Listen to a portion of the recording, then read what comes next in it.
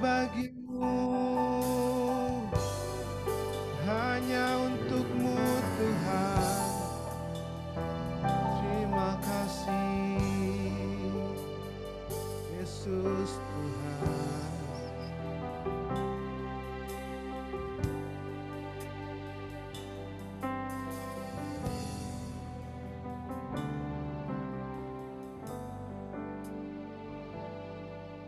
Sungguh Engkau tahu, tak ada yang tersembunyi, lebih dari kata Kau tampung air mataku, hanya padamu katakan Kau Tuhan, Kau Tuhan penolong di hidupku, kekuatanku hanyalah di dalam-Mu. Kau setia memulihkanku, Yesus. Kau Allah yang setia. Terima kasih Tuhan. Sungguh Engkau tahu, sungguh Engkau tahu,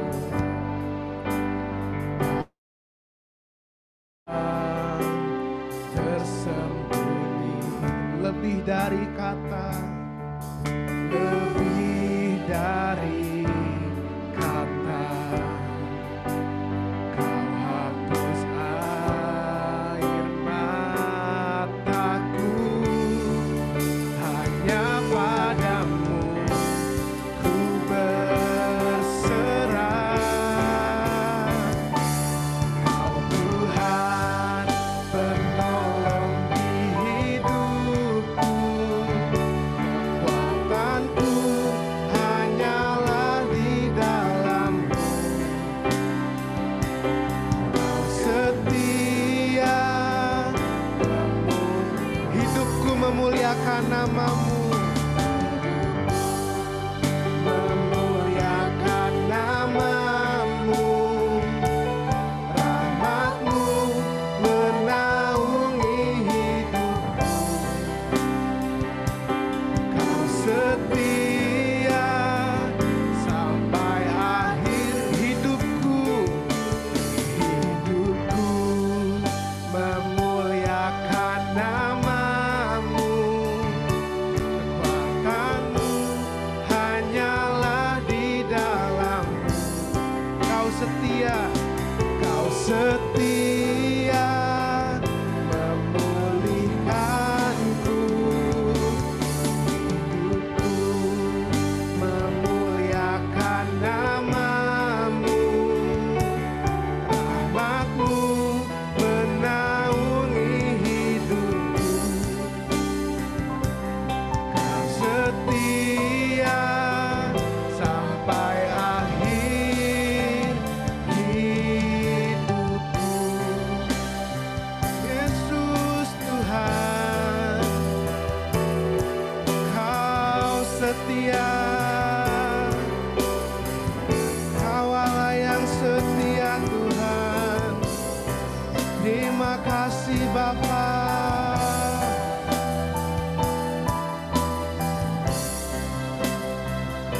Kita mau katakan dari awal, sungguh Engkau tahu, sungguh Engkau tahu, tak ada yang tersembunyi, lebih dari kata Kau tampung air mataku, hanya padamu ku berserah. Kau Tuhan penolong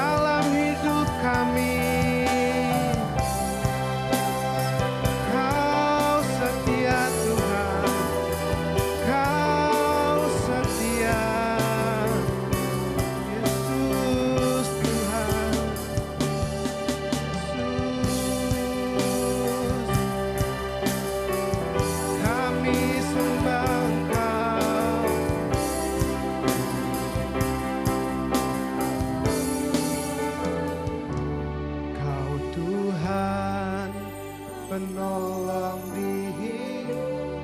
Hanya Engkau Tuhan.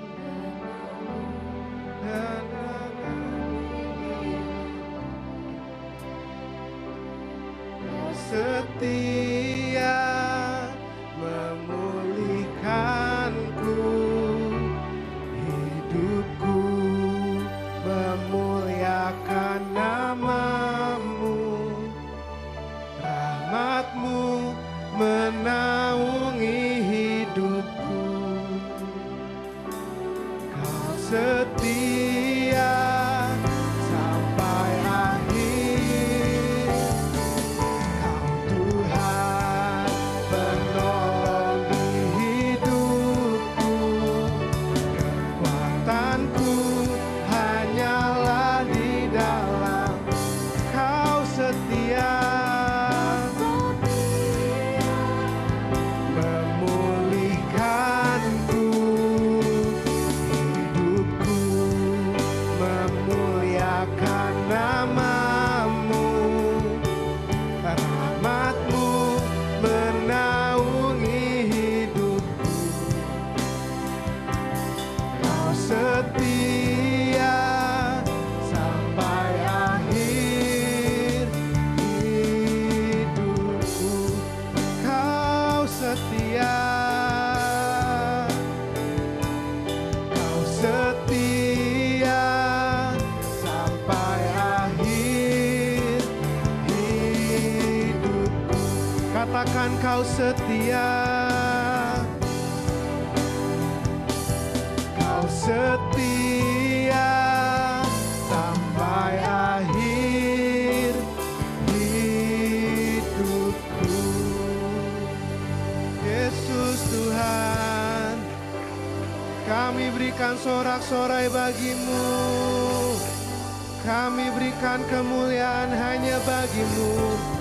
Hanya bagi-Mu Tuhan. Yesus Tuhan. Yes God. Kau Allah Immanuel Tuhan Yesus. Allah yang berjalan bersama-sama dengan kami Tuhan Yesus. Allah yang menyertai setiap langkah kami Tuhan. Kau Allah yang selalu berada di samping kami Tuhan Yesus.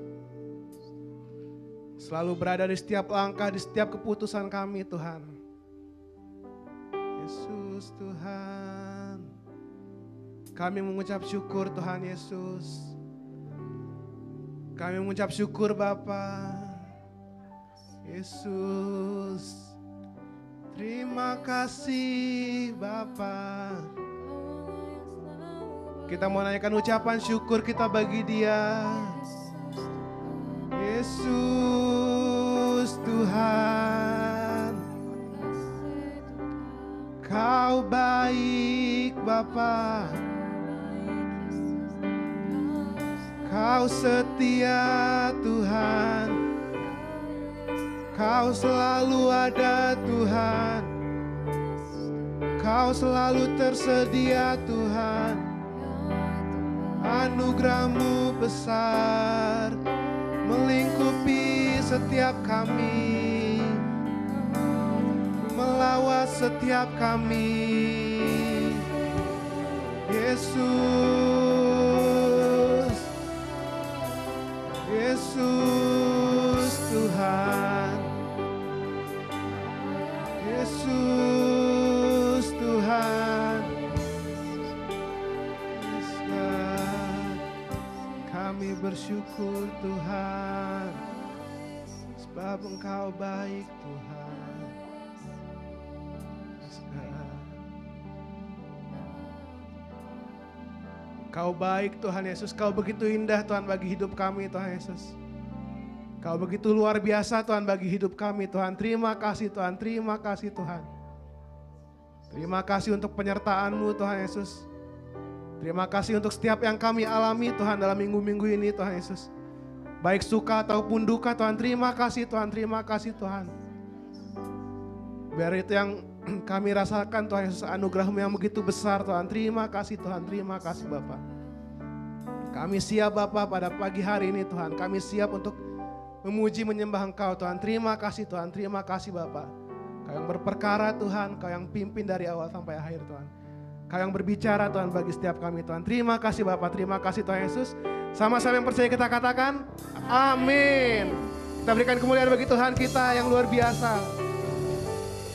Amin. Semuanya dari Tuhan Bapak Ibu, amin. Semuanya untuk kemuliaan Tuhan, amin. Amin. Kita mau naikkan pujian semuanya dari-Mu.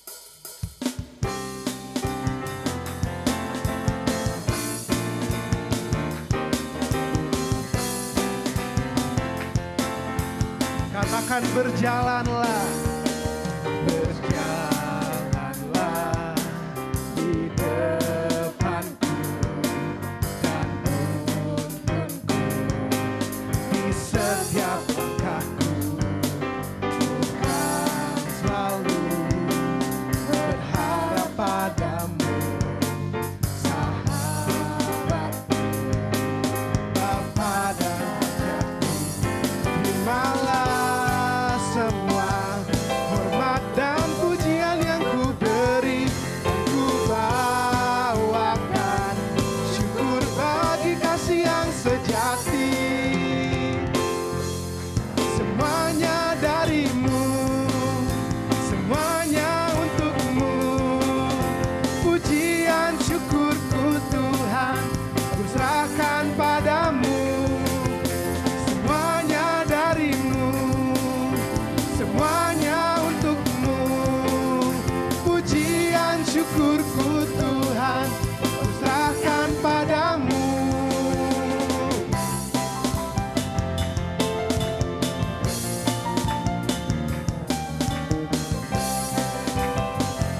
Katakan berjalanlah, berjalanlah di depanku dan tuntunku di setiap langkahku, bukan selalu berharap padaku, sahabatku. Terimalah semua hormat dan pujian yang ku beri, dan ku bawakan syukur bagi kasih yang sejati. Semuanya dari-Mu, semuanya untuk-Mu, pujian syukurku Tuhan, ku serahkan padamu. Semuanya dari-Mu, semuanya untuk-Mu, pujian syukurku Tuhan, ku serahkan. Semuanya dari-Mu, semuanya dari-Mu, semuanya untuk-Mu, pujian syukurku Tuhan, ku serahkan. Semuanya dari-Mu, semuanya untuk-Mu, pujian syukurku Tuhan, ku serahkan padamu.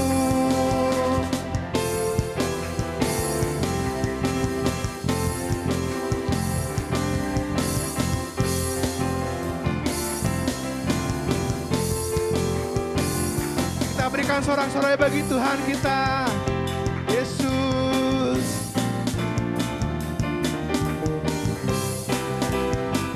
Katakan terimalah, terimalah semua hormat dan pujian yang ku beri, ku bawakan syukur. Terimalah, terimalah semua hormat dan pujian yang ku beri, dan ku bawakan syukur bagi kasih yang sejati. Semuanya dari-Mu, semuanya untuk-Mu, pujian syukurku Tuhan, ku serahkan. Semuanya dari-Mu, semua untuk-Mu, pujian syukurku Tuhan, ku serahkan. Katakan semuanya dari-Mu, semuanya untukmu. Pujian syukurku Tuhan, serahkan padamu. Semuanya darimu, semuanya untukmu. Pujian syukurku Tuhan, ku serahkan padamu.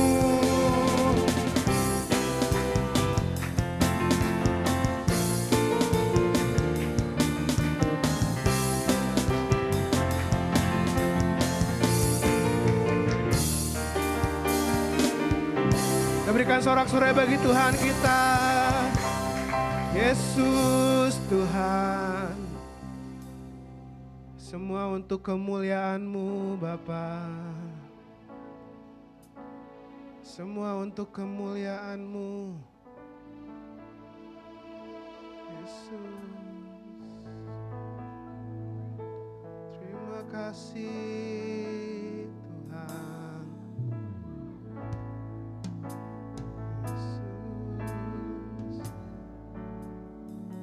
Menyembah-Mu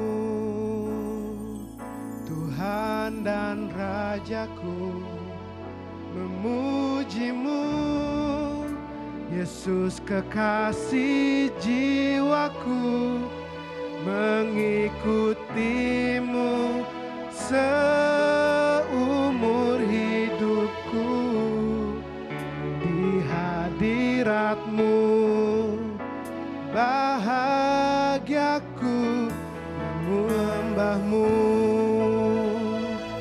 Tuhan dan Rajaku, memuji-Mu Yesus kekasih jiwaku, mengikuti-Mu seumur hidupku.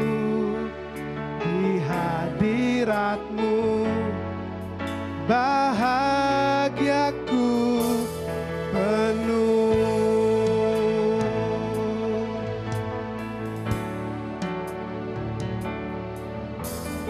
Ku rindu diam di bait-Mu, menikmati anugerah. Di hadirat-Mu, di hadirat-Mu bahagiaku penuh. Yesusku, Kau kerinduanku, menyembah-Mu Tuhan dan Rajaku, memuji-Mu Yesus kekasih jiwaku, mengikuti-Mu seumur hidupku. Di hadirat-Mu bahagiaku penuh. Yesus Tuhan, katakan ku rindu diam di bait-Mu, menikmati anugerah. Di hadirat-Mu, di hadirat-Mu bahagiaku penuh. Yesusku, Kau kerinduanku, menyembah-Mu Tuhan dan Rajaku, memuji-Mu Yesus kekasih jiwaku, mengikuti-Mu seumur hidupku. Di hadirat-Mu menyembah-Mu Tuhan dan Rajaku, memuji-Mu Yesus kekasih jiwaku, mengikuti-Mu seumur hidupku. Di hadirat dan menyembah-Mu. Saya serahkan pada hamba-Nya.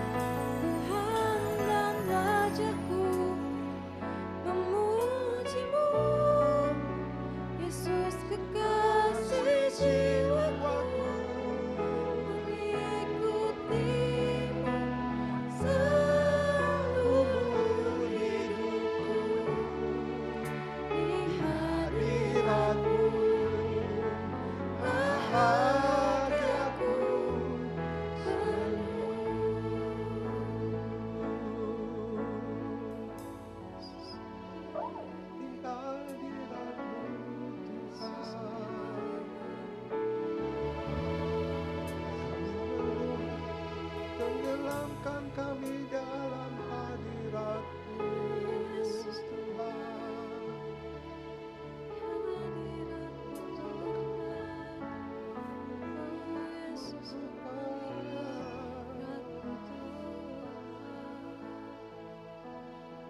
Kami berdoa Bapa di dalam nama Tuhan kami Yesus Kristus. Kami persembahkan hidup kami kepadamu Tuhan. Inilah hidup kami Tuhan. Pimpin kami Tuhan. Kami berdoa Tuhan, hidup kami Tuhan adalah hidup yang menyenangkan Engkau Bapa. Kami berdoa Allah yang terus singkirkan, Allah yang terus kikis dalam seluruh kehidupan kami hal-hal yang tidak berkenan kepada Engkau Bapa. Karena kami tahu Tuhan bahwa Allah yang memanggil kami sempurna adanya Tuhan. Engkau yang menyempurnakan kami di dalam seluruh kehidupan kami Tuhan. Kami memohon anugerah-Mu Tuhan. Bukakan mata kami, bukakan hati kami Tuhan. Biarlah Roh Kudus yang berkarya kepada kami. Kami berdoa secara khusus Allah yang memberikan kesembuhan bagi yang setiap orang yang sakit.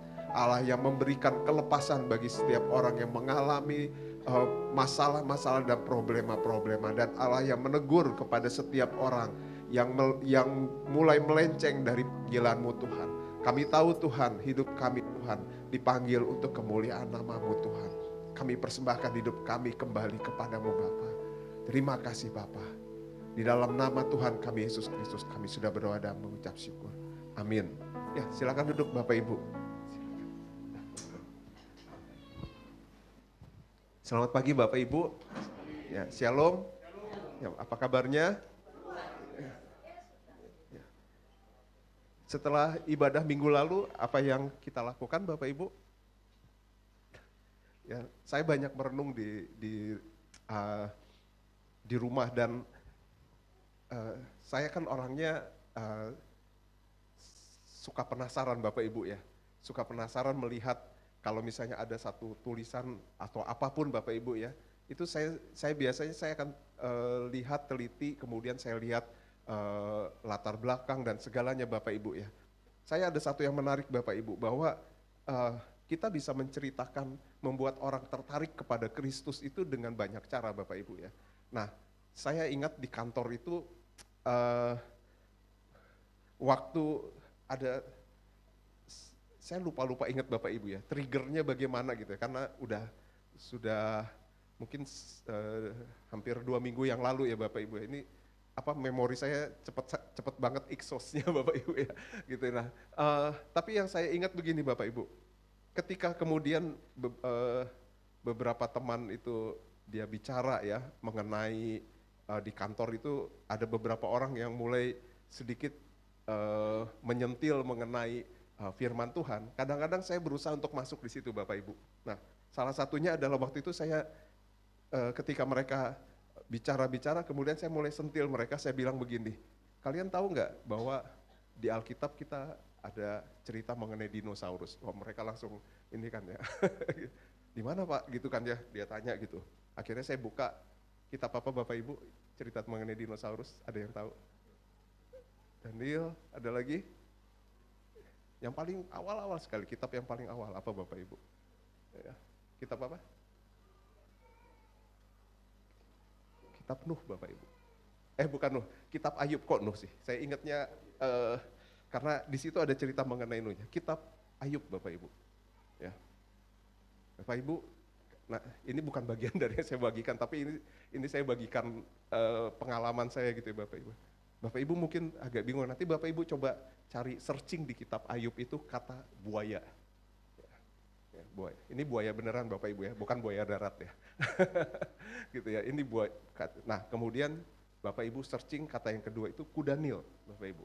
Dua kata itu ada di situ.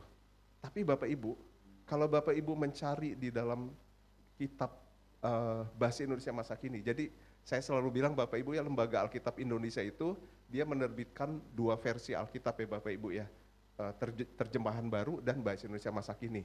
Ya, bahasa Indonesia masa kini itu dia adalah terjemahan yang untuk kita lebih mengerti Bapak Ibu ya. Gitu. Nah, di dalam bahasa Indonesia masa kini dan Bapak Ibu kalau cari di dalam kitab bahasa Inggris juga King James ya, gitu ya. Nah, itu Bapak Ibu tidak akan menemukan kata buaya dan kuda Nil. Bapak Ibu akan menemukan kata-kata yang asing sebenarnya Bapak Ibu ya, gitu ya. Yaitu kata, saya tunjukin kepada teman saya, ini saya bilang, dia ngeliat, kok ada kata ini ya Bapak? Apa kata-katanya Bapak Ibu? Yang pertama adalah buaya itu kata aslinya itu adalah Leviatan Bapak Ibu.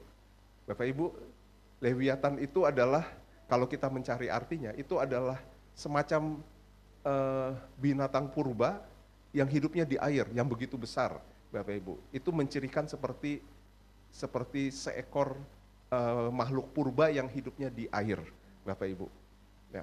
Yang kedua adalah kuda Nil. Kuda Nil itu di dalam bahasa Indonesia masa kini itu disebutnya, pasti Bapak Ibu mungkin agak asing ya, disebutnya behemoth.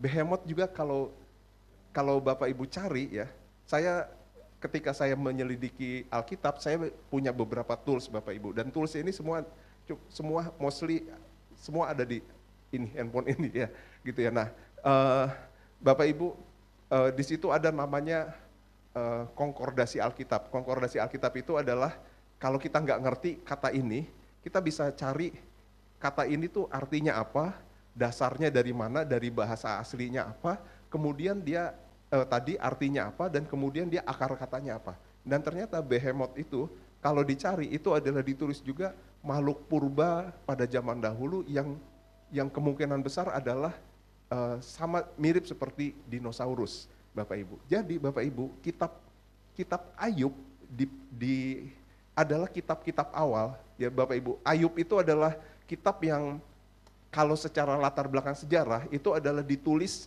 setelah banjir besar Nuh, tetapi sebelum Abraham ya. Jadi itu sebenarnya kitab yang paling awal, karena mungkin kita memahami ada kitab Kejadian Keluaran ya, Kejadian Keluaran itu kan ditulis oleh Musa, tapi sebelum itu ya, itu ada kitab yang namanya kitab Ayub ya. Nah, menariknya Bapak Ibu ya, dari situ saya bisa cerita mengenai firman Tuhan kepada teman-teman saya di kantor ya. Sayangnya Bapak Ibu, ini sayangnya saya belum sempat masuk kepada cerita mengenai keselamatan kepada Kristus. Tapi saya berharap akan ada momennya di mana nanti dari ketertarikan terhadap Alkitab itu mereka mulai mendengarkan mengenai Kristus. Ya, saya ingat satu lagi ketika bapak saya meninggal, ya, saya kasih tahu kepada beberapa teman. Saya bilang begini, waktu bapak saya meninggal, beberapa bulan sebelum bapak saya meninggal, saya sempat mengecek ulang mengenai keselamatan, jaminan keselamatan terhadap bapak saya dan ibu saya, ya Bapak Ibu. Dan itu saya ceritakan kepada teman-teman di kantor. Jadi menurut saya sebenarnya Bapak Ibu, kita dalam momen yang sebenarnya kita mudah sebenarnya untuk menceritakan Kristus. Yang minggu lalu kan pembicaranya bilang bahwa penginjilan yang ramah lingkungan ya, gitu ya. Nah ternyata itu mudah Bapak Ibu. Nanti saya cerita sedikit Bapak Ibu ya, bahwa latar belakang kitab Tesalonika itu ditulis pada waktu zaman kaisarnya itu masih agak sedikit tidak terlalu mengganggu kekristenan, sehingga kekristenan itu cepat sekali menyebar Bapak Ibu. Nanti kemudian setelah itu baru muncul kaisar yang jahat yang mulai penganiayaan kepada Kristus. Tapi kalau kita nanti melihat, walaupun di dalam penganiayaan, kekristenan tetap berkembang dengan cepat. Nanti Bapak Ibu akan menemukan ada beberapa kaisar yang tidak disebutkan di Alkitab, tapi itu cukup mempengaruhi kekristenan, ada Kaisar Nero, ada Kaisar Hadrian, ya, ada saya lupa satu lagi ya. Itu sangat mempengaruhi sekali. Kenapa? Ketika kekristenan itu ditindas, justru mereka semakin menyebar, ya, semakin menyebar. Dan itu menunjukkan bahwa dimanapun kita berada, dalam kondisi apapun, sebenarnya kekristenan itu tetap bisa menyebar kok Bapak Ibu. Ya, jadi Bapak Ibu, nah ini saya sekarang agak lompat dikit. Kita kan dalam situasi politik Bapak Ibu ya. Saya di mimbar tidak boleh bicara mengenai saya milih siapa Bapak Ibu ya, gitu ya. Tapi paling tidak Bapak Ibu kan sudah melihat ada 3 pilihan ya. Pilihan pertama, pilihan kedua, pilihan ketiga. Nah, Bapak Ibu, pasti Bapak Ibu di hati Bapak Ibu semua sudah punya pilihan masing-masing. Saya juga sudah punya pilihan masing-masing. Apa yang terjadi Bapak Ibu kalau pilihan tersebut ternyata yang jadi presiden itu bukan pilihan Bapak dan Ibu. Dan kemudian Bapak dan Ibu mungkin berpikir bahwa presiden yang nanti dipilih ini adalah kemungkinan yang akan mulai menghambat kekristenan Bapak Ibu. Apa yang Bapak Ibu pikirkan? Kita akan menjadi ciut? Ya, Bapak Ibu, kalau kita melihat sejarah kekristenan, mereka itu, ya, mereka justru sengaja dibiarkan oleh Tuhan itu mengalami penganiayaan. Kalau Bapak Ibu perhatikan, setelah Tuhan Yesus naik ke sorga, kemudian baptisan Roh Kudus melanda kepada murid-murid Kristus dan beberapa orang lainnya, apa yang terjadi? Apakah kemudian kekristenan kemudian dengan mudah menyebar kemana-mana tanpa ada tekanan? Tidak Bapak Ibu. Tekanan yang pertama itu terjadi adalah ketika Yakobus, murid Yesus itu mati dibunuh. Ya, setelah itu muncul Stefanus. Stefanus pun mati, ya, dirajam, ya. Dan dari situ muncul satu orang karakter yang sangat penting, yang sangat penting sekali di Alkitab, yaitu siapa? Paulus. Paulus kemudian nanti pada akhir hidupnya dia mati dipenggal oleh Kaisar Nero. Dan situ juga kita akan melihat ada Rasul Petrus yang mati disalibkan terbalik pada waktu Kaisar Nero. Ya. Dan kita melihat ada Yohanes yang walaupun dia matinya itu adalah normal, ya, artinya dia tidak dibunuh ya Bapak Ibu, tapi dia sebenarnya sepanjang perjalanan hidupnya itu mengalami penganiayaan yang luar biasa, ya, mengalami penganiayaan yang luar biasa. Tetapi apa yang terjadi Bapak Ibu? Kekristenan kan tetap hidup ya Bapak Ibu ya, berjalan terus ya, gitu ya. Dan kemudian sampai kemudian kepada Kaisar Konstantin Bapak Ibu, di mana Kaisar Konstantin ketika itu dia melihat tanda pada waktu dia berperang, dia melihat tanda seperti ada salib, dan kemudian dia merasa bahwa dengan tanda ini dia akan memenangkan peperangan. Dan kemudian sehabis itu dia memang menang perang, dan kemudian akhirnya kekristenan dijadikan sebagai agama negara. Bapak Ibu, dapatkan Bapak Ibu, pada waktu kekristenan itu dijadikan sebagai agama negara, apa yang terjadi? Ya, saya tidak bermaksud untuk merendahkan prosesnya Bapak Ibu, tetapi Bapak Ibu melihat bahwa terjadi satu penurunan Bapak Ibu, ya, terjadi satu penurunan, ya, terjadi satu masa kegelapan, ya, di mana nanti Bapak Ibu akan melihat di abad pertengahan muncul seorang namanya Martin Luther, ya, di mana dia muncul kenapa? Karena dia melihat bahwa gereja itu mulai salah jalan. Kenapa? Karena untuk membangun satu gereja yang besar, mereka menjual surat namanya surat pengampunan dosa.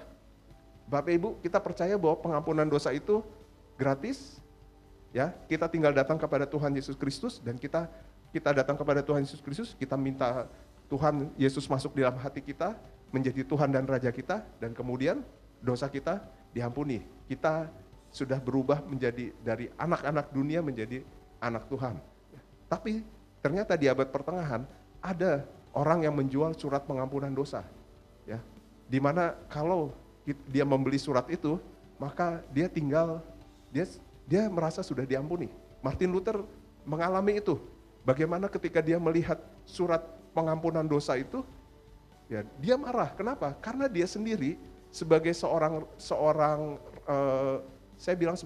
rahib, dia bahkan sampai menyiksa diri karena dia merasa bahwa dia tidak layak di hadapan Tuhan. dia pernah, menurut cerita, dia pernah menyiksa diri itu sampai mencambuk dirinya, karena dia merasa tidak layak di hadapan Tuhan. Tiba-tiba dia bertemu dengan orang yang habis dari mabuk, terus kemudian Martin Luther bilang, kamu harus kembali kepada Tuhan. Kemudian dia dengan mudahnya dia tunjukkan surat itu. Saya sudah diampuni. Ini ada surat pengampunan dosanya. Martin Luther sangat marah sekali di situ. Dan akhirnya dari situ Bapak Ibu, Martin Luther nanti menuliskan berapa ya, 99 atau 98 statement di gereja ya Bapak Ibu. Dan itu kemudian itulah yang menandakan satu kegerakan, ya, satu protes yang disitulah nanti muncul kegerakan yang namanya Kristen Protestan Bapak Ibu. Ya, itu saya jadi agak lama cerita di sini Bapak Ibu ya. Gitu. Nah, Bapak Ibu kita coba dulu lihat firman Tuhan yang minggu lalu Bapak Ibu. 1 Tesalonika 1 ayat 1 sampai 10. Kita coba baca firman Tuhan ini Bapak Ibu. Minggu lalu pembicaranya bilang kita coba budayakan untuk menghormati firman Tuhan. Mari saya undang berdiri Bapak Ibu, kita menghormati firman Tuhan untuk baca firman Tuhan ini. Kita baca sama-sama.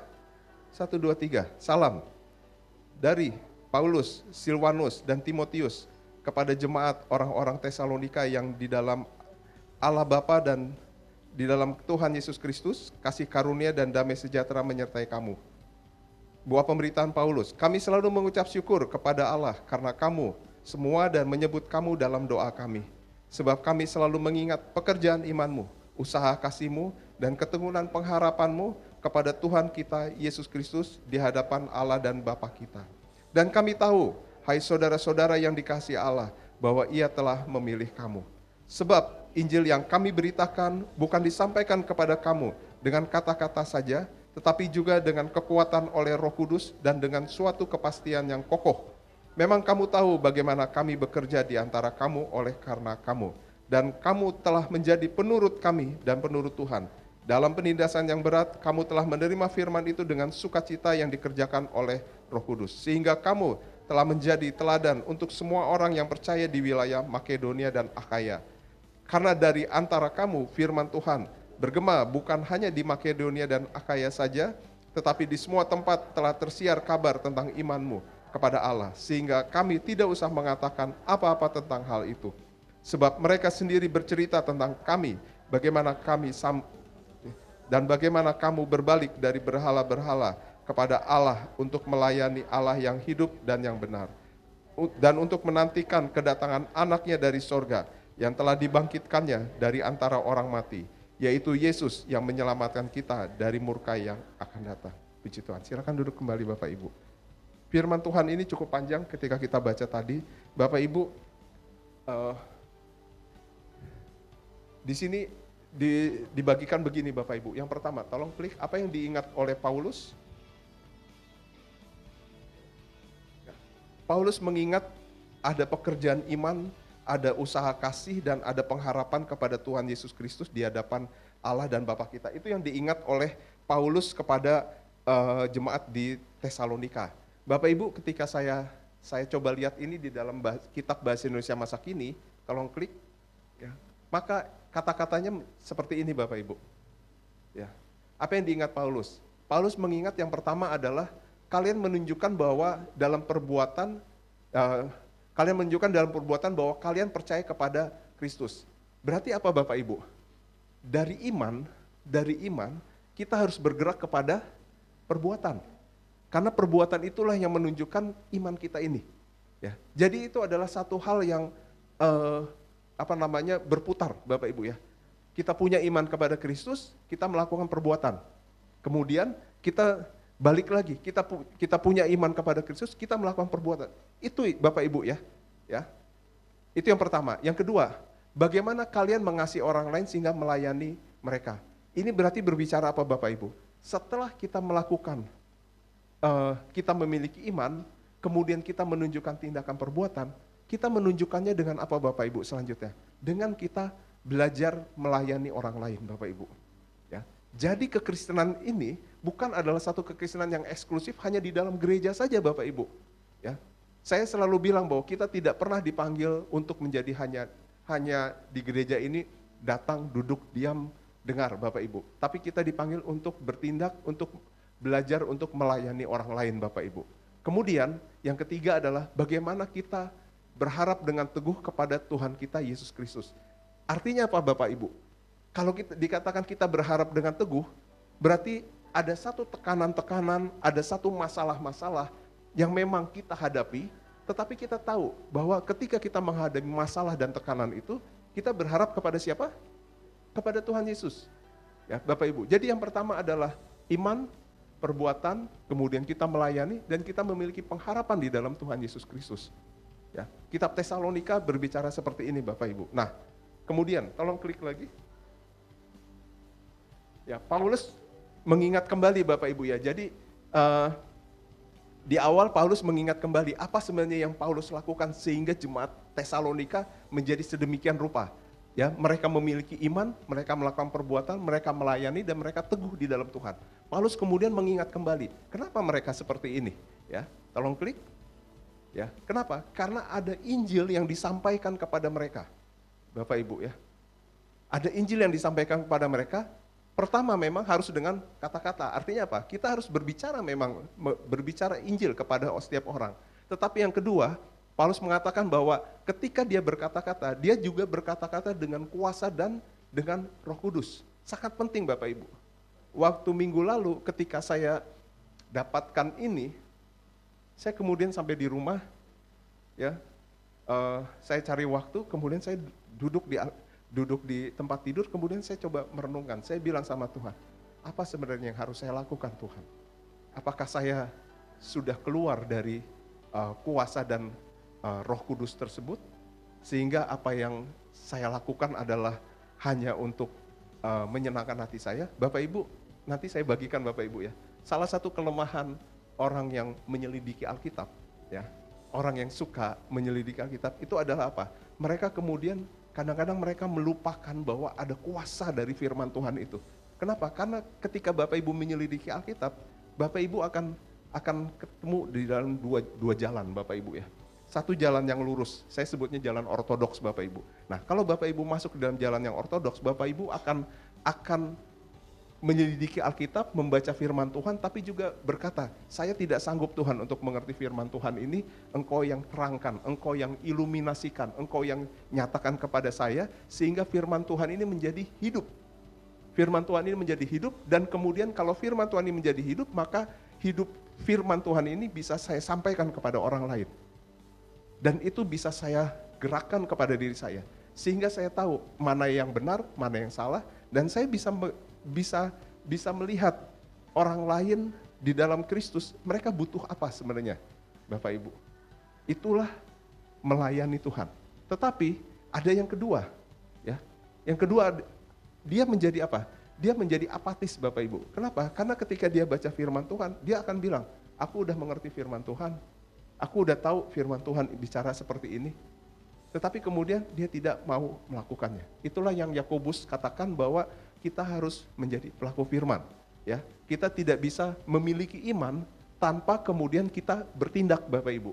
Ya, Yakobus selalu mengatakan, ketika engkau memiliki iman di dalam Kristus, maka engkau harus menunjukkan iman itu dengan tindakan. Nanti saya bagikan Bapak Ibu tindakan yang seperti apa sebenarnya yang dibagikan di sini. Nah, Bapak Ibu tolong lihat di slide-nya lagi. Kemudian keyakinan akan kebenaran dari kabar itu, kemudian jemaat Tesalonika menjadi penurut kami dan penurut Tuhan. Di dalam bahasa Indonesia masa kini menjadi teladan kami dan teladan Tuhan, walaupun dalam penindasan yang berat. Perhatikan Bapak Ibu, jemaat Tesalonika mengalami penindasan yang berat, tetapi ya mereka menjadi penurut Tuhan dan penurut kami. Bapak Ibu, saya coba pahami Bapak Ibu, kenapa ditulis menjadi penurut kami? Kami ini berbicara kalau dalam konteks firman Tuhan berarti Paulus dan rekan-rekan yang merupakan orang yang dituakan kepada jemaat di situ. Orang yang memang membawa Injil kepada jemaat di situ. Kenapa Bapak Ibu? Karena Paulus menunjukkan teladan. Ya. Sehingga dari teladan itu jemaat Tesalonika melihat teladan dari Paulus itu dan mereka kemudian melakukannya. Ya.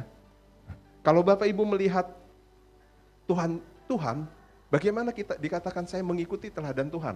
kalau tidak bisa melihat teladan dari yang kelihatan Bapak Ibu. Karena itu sangat penting Bapak Ibu ya, memperhatikan teladan para pelayan, para pemimpin, dan kemudian Bapak Ibu minta kepada Tuhan supaya saya bisa menjadi penurut ya. Di dalam satu firman Tuhan dikatakan kita seperti berimitasi ya, seperti mirip ya. Artinya apa? Kalau saya ingat dulu waktu saya kuliah, ketika pembimbing saya bilang dia bagikan mengenai penginjilan, maka kemudian saya diajak untuk penginjilan, Bapak Ibu. Jadi dia nggak cuma teori, tapi saya diajak untuk penginjilan. Ya, saya pernah bilang sama Bapak Ibu bahwa waktu saya kuliah dulu, salah satu tempat penginjilan yang paling nyaman adalah di mana Bapak Ibu? Di angkot Bapak Ibu. Ya, kami selalu berebut duduk di depan Bapak Ibu. Kenapa? Kalau kami duduk di depan, maka kami bisa cerita Injil kepada supir angkot. Dan supir angkot pasti dia tidak akan dia tetap akan berhati-hati untuk bawa mobilnya ya. Dan kami bisa ceritakan Injil kepada supir angkot itu ya. Dan menurut saya itu berlanjut terus Bapak Ibu kepada diri kita nantinya ya. Bagaimana kita harus menjadi penurut-penurut Tuhan, penurut-penurut para pemimpin untuk kita bisa menceritakan Kristus. Karena itu Bapak Ibu, kenapa di dalam ketika seorang pemimpin itu ya, saya ambil contoh misalnya seperti Bang Deprido Bapak Ibu ya, atau Pak Roni ya, ketika dibuka satu pelayanan di satu tempat, maka Bapak Ibu, ketika Bapak Ibu menjadi penurut-penurut Tuhan dan penurut-penurut kami Bapak Ibu ya, Bapak Ibu ikut terlibat di situ, nanti Bapak Ibu akan mengalami satu pertumbuhan Bapak Ibu dimuridkan di situ, maka Bapak Ibu akan berimitasi, kemudian Bapak Ibu akan lakukan apa? Bapak Ibu kemudian akan mengembangkan ya komsel itu menjadi satu komsel yang lain Bapak Ibu. Itu harapannya kami Bapak Ibu ya. Sehingga ketika komsel itu terbuka, komsel ini terbuka, maka di situ akan datang orang-orang lain ya yang mendengarkan Kristus, nanti orang-orang lain itu dia akan membuka komsel di tempat lain Bapak Ibu ya. Kalau di dalam itu kan sebenarnya yang ditiru di dalam dunia bisnis ya. Bisnis MLM kan seperti itu Bapak Ibu ya. Sebenarnya mereka meniru dari proses pemuritan itu. Apa yang diharapkan Bapak Ibu? Apa yang diharapkan dengan terjadinya pengembangan seperti ini? Yang diharapkan adalah maka Kristus itu bisa digemakan di daerah itu. Ketika Kristus digemakan di daerah itu, maka daerah itu sebenarnya siap untuk menerima tuayan keselamatan Bapak Ibu. Kenapa? Nanti akan ada suatu saat bahwa saya percaya akan ada suatu saat bagaimana terjadi satu pencurahan Roh Kudus yang luar biasa ya di daerah-daerah tersebut. Tapi itu harus dimulai dari kita yang menjadi penurut Tuhan dan penurut para pemimpin Bapak Ibu. Ya. Oke, saya lanjutkan lagi Bapak Ibu. Pada waktu saya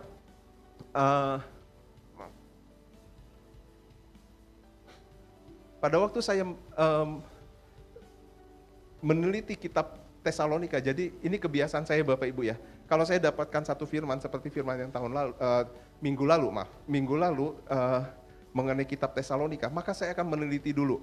Pertama saya akan meneliti latar belakangnya, ya itu penelitian Alkitabnya Bapak Ibu ya yang paling sederhana. Saya meneliti latar belakangnya, latar belakang kitab Tesalonika itu seperti apa, siapa yang menuliskan, Tesalonika itu kotanya seperti apa. Kemudian pada waktu itu penulisan firman Tuhan ini dituliskan pada tahun berapa kira-kira. Pada waktu itu siapa pemerintahannya, siapa rajanya yang memerintah di situ. Nah, minggu lalu sudah diceritakan sedikit latar belakang kota Tesalonika. Ya, latar belakang bagaimana Tesalonika itu menerima Injil. Kalau Bapak Ibu baca di situ ada di sebelum, kalau nggak salah Kisah Para Rasul Bapak, 16 atau 17 ya. Disitulah diceritakan mengenai bagaimana Injil masuk kepada di kota Tesalonika. Nah, Bapak Ibu, satu yang saya ingin bagikan sini, waktu saya meneliti ini, saya menemukan ada beberapa kaisar yang terlibat di dalam penulisan Alkitab Bapak Ibu. Ya, klik dulu, tolong. Saya menemukan ada namanya Kaisar Claudius. Nanti Bapak Ibu, ketika Bapak Ibu baca di Alkitab, Bapak Ibu akan menemukan nama ini dua kali disebutkan di dalam Alkitab. Ya, tolong klik. Ya, pertama adalah Kisah Para Rasul 11 ayat 28, di mana Nabi Agabus waktu itu dia bernubuat mengenai kelaparan besar. Dan ini Bapak Ibu, waktu kita baca ini, ternyata ada tulisan di luar Alkitab yang mengkonfirmasikan bahwa memang ada kelaparan yang besar pada zaman Raja Claudius. Ya, itu ditulis oleh Josephus Flavius, itu penulis orang Yahudi yang dia membelot kepada Romawi. Ya. Yang kedua, Kisah Para Rasul 18 ayat 2, latar belakang pertemuan dengan Aquila dan Priscilla. Jadi di Kisah Rasul 18 ayat 2 itu dikatakan Paulus bertemu dengan Aquila dan Priscilla karena mereka diusir. Ya, mereka orang-orang Yahudi itu tidak diperbolehkan tinggal di Roma oleh Kaisar Claudius. Kenapa Kaisar Claudius mengusir orang-orang Yahudi? Alkitab tidak menceritakan itu Bapak Ibu. Tetapi sumber di luar Alkitab itu mengatakan kemungkinan besar mereka terjadi satu perseteruan karena ada satu nama yang disebutkan di situ. Yaitu nama yang kalau menurut beberapa penafsir itu berhubungan dengan Kristus. Jadi kemungkinan besar orang-orang Yahudi pada waktu itu di kota Roma mengalami satu konflik ketika mereka mendengar nama Kristus, ya, nama Tuhan Yesus Kristus. Sehingga akhirnya Kaisar Claudius melihat bahwa terjadi satu hal yang tidak kondusif di kota Roma, maka orang-orang Yahudi diusir di sana. Jadi Bapak Ibu, dari sini kita sudah melihat bahwa Kaisar Claudius sudah menunjukkan tanda-tanda bahwa akan terjadi satu penindasan. Walaupun pada waktu itu penindasannya adalah kepada orang Yahudi, belum kepada orang Kristen. Nah, ini buat pengetahuan kita aja Bapak Ibu, klik dulu tolong. Kaisar Claudius itu memerintah dari tahun 41 sampai 54. Ya, kita melihat bahwa yang pertama ada kaisar pertamanya Kaisar Agustus, ya, itu ada di kitab Lukas Bapak Ibu. Itu muncul pada waktu Tuhan Yesus lahir. Nah, kemudian Kaisar Tiberius itu muncul pada waktu Tuhan Yesus, ya, pada waktu Yohanes Pembaptis dia mulai membaptis orang-orang, ya, di situ, ya, termasuk dengan pada waktu Tuhan Yesus mati disalibkan itu pada pemerintahan Kaisar Tiberius. Kemudian kita menemukan ada Kaisar Caligula, ini tidak disebutkan di Alkitab memang, ya, tapi ini kaisar yang agak sedikit, beberapa orang bilang kaisar yang agak sedikit miring Bapak Ibu, ya, karena dia mencintai saudara perempuannya, dia kemudian menyukai kuda segala gitu, macam-macam aneh ini kaisarnya, gitu ya. Nah kemudian dia mati muda karena dibunuh, kemudian muncul Kaisar Claudius yang disebutkan tadi Bapak Ibu, ya. Nah setelah Kaisar Claudius baru kemudian muncul kaisar yang jahat, yaitu Kaisar Nero, yang di mana disitulah mulai terjadi penganiayaan kepada umat Kristen. Salah satunya 2 orang yang mati di zaman Kaisar Nero adalah Paulus dan Petrus, Bapak Ibu. Oke, saya berhenti di sini dulu Bapak Ibu. Ya, sebelum saya mengulang lebih lanjut lagi, saya mau balik dulu Bapak Ibu. Di tahun 2023, kita kan semua sudah baca Alkitab Bapak Ibu, ya. Saya harapkan kita habis semua ya baca Alkitab ya Bapak Ibu ya tahun 2023. Artinya satu Alkitab mulai dari Kejadian dan sampai Perjanjian Lama sampai Perjanjian Baru itu sudah habis semua. Bahkan kalau misalnya kamusnya mau dibaca nggak apa-apa, kamusnya dibaca sekalian gitu ya. Gitu. Nah, gitu. Pertanyaan saya adalah kitab menarik apa? Kitab menarik apa ya? Bukan ayat. Kitab menarik apa yang Bapak Ibu baca yang merasa bahwa ini berhubungan dengan kehidupan saya. Jadi bukan cuma menarik, tapi ini bisa merefleksikan kepada kehidupan saya. Ya, kepada diri saya. Kira-kira kitab apa Bapak Ibu? Ada yang pernah mencoba merenungkan itu Bapak Ibu? Silakan coba 1-2 bicara. Kitab apa yang menarik? Pak Roni mungkin? Kitab Ayub. Kenapa Pak Roni kitab Ayub?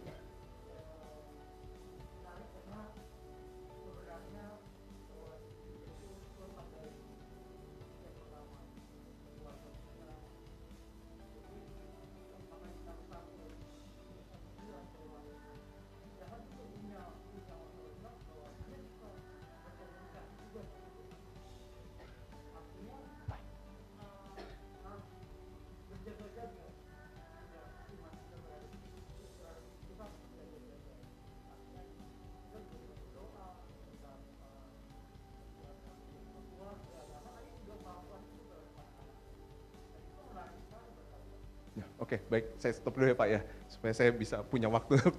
Oke, tadi buat teman-teman yang rekan-rekan yang di Zoom mungkin yang tidak mendengar kata-kata Pak Roni, itu tadi kitab Ayub berbicara mengenai penjagaan Tuhan, ya, tapi juga berbicara mengenai bahwa iblis memang punya cara untuk berkomunikasi dengan Tuhan untuk menghakimi Ayub, ya.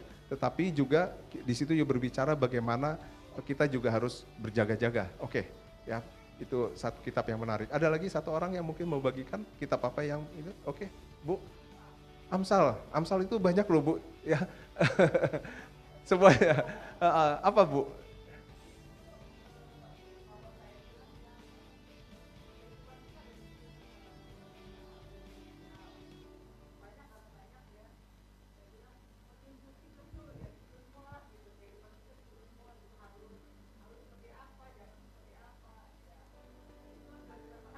Baik, ya. Ya, sekali lagi untuk rekan-rekan di Zoom, ya. Tadi Ibu Roni bilang kitab Amsal karena di situ berbicara mengenai petunjuk kehidupan kita, ya, gitu ya. Nah, kalau buat rekan-rekan terutama yang pria, ya, yang belum menikah, rekan-rekan baca Amsal 31, ya. Di situ bicara mengenai wanita, ya, wanita yang memang yang merupakan ciri-ciri wanita yang baik, gitu ya. Nah, saya suka salah satunya adalah di situ kalau nggak salah Amsal 31 25 kalau nggak salah. Ia tertawa tentang hari depan. Ya, pada waktu saya berdoa mengenai pasangan hidup, saya bilang sama Tuhan, saya ingin cari wanita yang ia tertawa mengenai hari depan. Artinya apa? Dia tahu hari depan itu mungkin agak susah bagaimana. Bapak Ibu coba ya perhatikan, inflasi sekarang pasti akan menaik terus, ya. Bapak Ibu pernah menemukan beras yang sekarang harganya 50.000, 5 liter? Ya, 5 kilo, ya, 5 kilo, ada? Dulu kan kita menemukannya, minyak goreng yang dulunya harganya berapa? 8.000, 10.000, 1 liter, sekarang udah nggak ada kan? Bapak Ibu, ya, artinya kan kita mengalami satu inflasi, peningkatan, ya.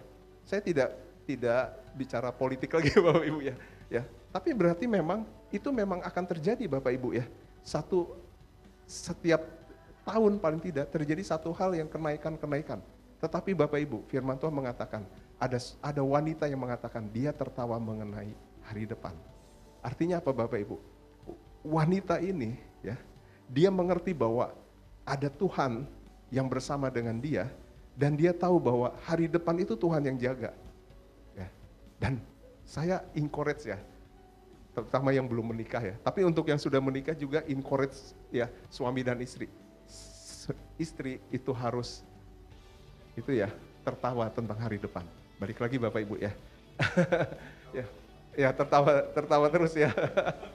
Ya, klik dulu. Nah, bagi saya kitab yang menarik yang menceritakan perjalanan hidup orang Kristen, ya. Itu ada kitab Roma, Ibrani, 1 Petrus dan 2 Petrus. Ini agak panjang Bapak Ibu, ya, tapi saya ingin highlight mengenai kitab 1 Petrus dan 2 Petrus, terutama di kitab 2 Petrus. Kenapa? Karena kitab Roma dan kitab Ibrani agak dalam, cukup teologis bicaranya Bapak Ibu, ya. Karena dia berbicara dari orang yang belum lahir baru sampai orang yang sudah mengalami Roh Kudus di situ. Ya, cukup teologis. Tapi kitab 1 Petrus dan 2 Petrus itu kitab yang singkat yang sangat singkat tapi menceritakan bagaimana kita harus hidup sebagai orang Kristen. Bapak Ibu, saya klik dulu. Satu lagi. Nah, minggu lalu Bapak Ibu ada 2 perkataan yang diucapkan oleh pembicara yang saya catat Bapak Ibu. Itu saya catat sungguh-sungguh, ya, gitu. Kenapa? Karena di situ ditulis kita harus bertumbuh. Bapak Ibu. Jadi orang Kristen kalau dia tidak mengalami pertumbuhan, ya, suatu saat dia ketika dia mengalami masalah, dia mengalami satu problema, dia tidak tahu bagaimana dia cara menghandle-nya. Kenapa? Karena dia tidak bertumbuh. Ya. Dia akan sedikit-sedikit dia berpikir bahwa pengharapan saya bukan kepada Tuhan Yesus. Ya. Pengharapan saya kepada orang lain. Ya. Pengharapan saya kepada harta saya. Pengharapan saya kepada apa? Gitu, ya. Tapi mereka tidak berpikir di kepalanya walaupun dia orang Kristen, pengharapan saya kepada Tuhan Yesus. Padahal tadi Bapak Ibu, ya, ia tertawa tentang hari depan. Itu berbicara mengenai pengharapan. Karena itu Bapak Ibu harus bertumbuh. Ya, harus bertumbuh. Karena harus bertumbuh, maka pertumbuhan yang mudah di dalam gereja adalah menurut saya ada 2 Bapak Ibu. Bapak Ibu harus terlibat di dalam komsel, ya, di dalam persekutuan. Yang kedua, Bapak Ibu harus terlibat di dalam pemuritan. Ya. Komsel itu berbicara mengenai komunitas di mana kita membagi hati satu sama lain, tetapi pemuritan itu berbicara kita meneliti firman Tuhan secara baik, secara benar, sehingga kita tahu kebenaran firman Tuhan. Ya. Nah, pembicara ini kemudian berkatakan ada satu perjalanan iman. Ya, bertumbuh itu merupakan satu perjalanan iman. Jadi Bapak Ibu harus, ketika Bapak Ibu menjadi orang Kristen, Bapak Ibu akan mengalami perjalanan iman. Baik suka maupun tidak suka, Bapak Ibu akan mengalami perjalanan iman. Untuk apa? Membuat otot-otot rohani kita menjadi kuat, Bapak Ibu. Ya. Nah, selanjutnya, tolong klik. Kita lihat Bapak Ibu 2 Petrus 1 ayat 1-9. Kita baca dulu Bapak Ibu.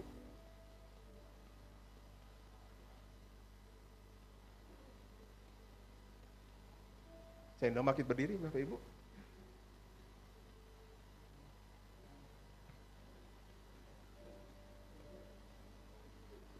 Sudah siap? Sudah ketemu semua? Oke. 1, 2, 3. Salam dari Simon Petrus, hamba dan rasul Yesus Kristus, kepada mereka yang bersama-sama dengan kami memperoleh iman oleh karena keadilan Allah dan Juru Selamat kita Yesus Kristus. Kasih karunia dan damai sejahtera melimpahi kamu oleh pengenalan akan Allah dan akan Yesus Tuhan kita. Panggilan dan pilihan Allah. Maaf. Karena kuasa ilahinya telah menganugerahkan kepada kita segala sesuatu yang berguna untuk hidup yang saleh oleh pengenalan kita akan Dia yang telah memanggil kita oleh kuasanya yang mulia dan ajaib. Dengan jalan itu, Ia telah menganugerahkan kepada kita janji-janji yang berharga dan yang sangat besar, supaya olehnya kamu boleh mengambil bagian dalam kodrat ilahi dan luput dari hawa nafsu dunia yang membinasakan. Justru karena itu, kamu harus dengan sungguh-sungguh berusaha untuk menambahkan kepada imanmu kebajikan, dan kepada kebajikan pengetahuan, dan kepada pengetahuan penguasaan diri, kepada penguasaan diri ketekunan, dan kepada ketekunan kesalehan, dan kepada kesalehan kasih akan saudara-saudara, dan kepada kasih akan saudara-saudara, kasih akan semua orang. Sebab apabila semuanya itu ada padamu dengan berlimpah-limpah, kamu akan dibuatnya menjadi giat dan berhasil dalam pengenalanmu akan Yesus Kristus Tuhan kita. Tetapi barang siapa tidak memiliki semuanya itu, ia menjadi buta dan picik karena ia lupa bahwa dosa-dosanya yang dahulu telah dihapuskan. Amin. Silakan duduk kembali Bapak Ibu. Firman Tuhan ini bicara bahwa ini berbicara mengenai perjalanan hidup kita Bapak Ibu ya. Mengenai perjalanan hidup kita. Ya. Yang pertama, tolong klik dulu. Ya. Latar belakangnya Bapak Ibu, maaf. Kemungkinan surat ini ditulis oleh Petrus tidak lama sebelum sebelum dia menghadapi eksekusi hukuman mati pada masa Kaisar Nero. Bapak Ibu perhatikan, Petrus sudah ditangkap, dia masih menuliskan itu, padahal dia tahu ke depannya saya akan mati. Tapi dia masih menulis suatu surat yang menguatkan kepada orang-orang Kristen, ini memang tidak jelas kepada jemaat mana, tapi dituliskan kepada orang-orang Kristen. Perhatikan Bapak Ibu, di dalam masa kesusahan, Petrus masih memberi kekuatan kepada orang-orang lain. Nah, klik lagi. Klik lagi. Nah, Bapak Ibu, summary-nya begini. Ini semacam eksekutif summary-nya Bapak Ibu ya. Dia, yaitu Yesus, telah memanggil kita dengan kuasanya yang mulia dan ajaib. Itulah kelahiran baru tadi Bapak Ibu ya. Nah, kemudian pengenalan kita terhadap Tuhan Yesus membuat kita mengalami segala sesuatu yang berguna untuk hidup saleh. Ya Bapak Ibu. Jadi apa Bapak Ibu? Setelah kita mengalami dipanggil oleh kuasanya yang ajaib, kelahiran baru, kita harus apa Bapak Ibu? Mengalami pengenalan akan Tuhan kita Yesus Kristus. Ini penting Bapak Ibu, ya. Karena itu saya selalu bilang bahwa kelahiran baru adalah titik kritis di mana kalau kita tidak mengalami Kristus lebih lanjut, kita bisa kembali lagi Bapak Ibu kepada dunia. Saya pernah cerita Bapak Ibu ya, waktu saya kuliah dulu, saya pernah penginjilan di bis. Saya ingat waktu itu jalurnya, waktu itu belum ada jalan tol Cikampek Bapak Ibu. Jadi Bapak Ibu sudah tahu ya itu zaman berapa ya, tahun berapa ya, belum ada jalan tol Cikampek ya. Jadi kalau saya pergi, saya harus lewat Puncak. Nah, ada satu bapak yang turunnya di daerah, kalau nggak salah di daerah Ciranjang Bapak Ibu ya, itu setelah Cianjur, saya bagikan Kristus. Dan dia surprisingly-nya, saya sebenarnya sangat surprise ya, dia menerima Kristus. Wah, saya senang banget Bapak Ibu ya. Saya ajak berdoa terima Kristus. Kemudian bahkan dia cerita, ya Pak saya punya problem. Kenapa? Istri saya 2 Pak. Nah saya juga bingung kan Bapak Ibu ya. Sudah terima Kristus istrinya 2. Bingung. Nah Bapak Ibu ketika dia turun, saya bisa menghubungi dia lagi nggak? Waktu itu belum ada handphone Bapak Ibu. Ya, belum ada. Zaman waktu itu hanya surat Bapak Ibu. Email aja belum ada Bapak Ibu ya. Maksudnya internet itu belum masif tersebar luas. Jadi saya sendiri kalau saya butuh apa-apa sama bapak saya, itu saya telepon dari telepon umum ya. Bapak saya di rumah nggak punya telepon, jadi teleponnya ya betul ke wartel. Bapak saya nggak punya telepon di rumah, tapi atasannya punya, jadi saya telepon ke rumah atasan bapak saya di rumah komplek karena itu Bapak. Jadi atasan saya yang datang ke bapak saya itu udah telepon ya. Gitu. Jadi seperti itu Bapak Ibu. Kalau urgent, jadi saya usahakan tidak ada yang urgent karena memang kalau ada yang urgent susah juga Bapak Ibu ya, nggak seperti sekarang ini. Nah Bapak Ibu, saya nggak bisa menghubungi dia, saya nggak bisa telepon dia, saya nggak bisa apa-apa. Apakah tahu ceritanya mengenai dia sampai sekarang? Saya nggak tahu Bapak Ibu, sampai sekarang saya nggak tahu. Jadi Bapak Ibu, ya, kalau Bapak Ibu tanya, saya menikmati bagaimana Kristus berbicara mengenai Injil kepada dia, bagaimana Injil dinyatakan kepada dia. Tapi kemudian saya tidak tahu nasib orang ini bagaimana. Ya, saya tidak tahu apakah dia mengalami Kristus terus atau kembali kepada agamanya yang lama. Ya. Jadi Bapak Ibu, kalau kita balik lagi di sini, maka Bapak Ibu, setelah kita menerima Tuhan Yesus Kristus, kita harus memastikan diri kita itu mengalami pertumbuhan. Supaya jangan seperti tadi, ya. Dia mungkin kembali kepada agama yang lama, kita juga nggak tahu ya, seperti itu. Ya, nah, jadi Bapak Ibu harus memastikan diri Bapak Ibu mengalami pertumbuhan. Tolong di slide-nya lagi. Ini agak panjang, ya. Ini harus ditambahkan nanti, ini saya skip aja Bapak Ibu ya. Kita next slide-nya. Nah, Bapak Ibu, saya bagikan perlahan-lahan di sini. Inilah perjalanan imannya kita harusnya. Pertama, ya, kita punya iman kepada Yesus Kristus. Kemudian dari iman itu, ya, iman ya Bapak Ibu ya kepada Yesus Kristus artinya kelahiran baru tersebut. Kemudian ditambahkan iman itu apa? Kebajikan. Saya coba cari kata padanannya kebajikan itu saya agak susah Bapak Ibu. Sampai kemudian akhirnya saya menemukan padanan ini dari kitab Bahasa Indonesia Masa Kini dan kitab Firman Allah yang hidup, FAYH. Ya. Jadi selain dari kitab yang diterbitkan oleh Lembaga Alkitab Indonesia, itu ada namanya kitab The Living Bible kalau nggak salah ya. Itu dari luar negeri, kemudian di Indonesia itu diterjemahkan oleh penerbit Kalam Hidup. Ya. Nah penerbit Kalam Hidup kemudian dia menerjemahkan itu dengan dan kitab itu disebut Firman Allah yang hidup. Saya coba ambil dari situ, ya. Ternyata di situ dikatakan kebajikan itu adalah hidup yang baik, kebaikan yang ikhlas. Jadi Bapak Ibu, kalau Bapak Ibu sudah mengalami Kristus, maka Bapak Ibu harus hidup yang baik. Bapak Ibu sudah mulai harus menyingkirkan hal-hal yang tidak berkenan, ya Bapak Ibu. Artinya apa? Perkataan kotor udah harus disingkirkan, ya. Mendidik anak harus yang benar di dalam Tuhan. Tidak boleh lagi kita misalnya anak salah, kemudian kita main asal pakai tongkat saja, gitu ya Bapak Ibu ya.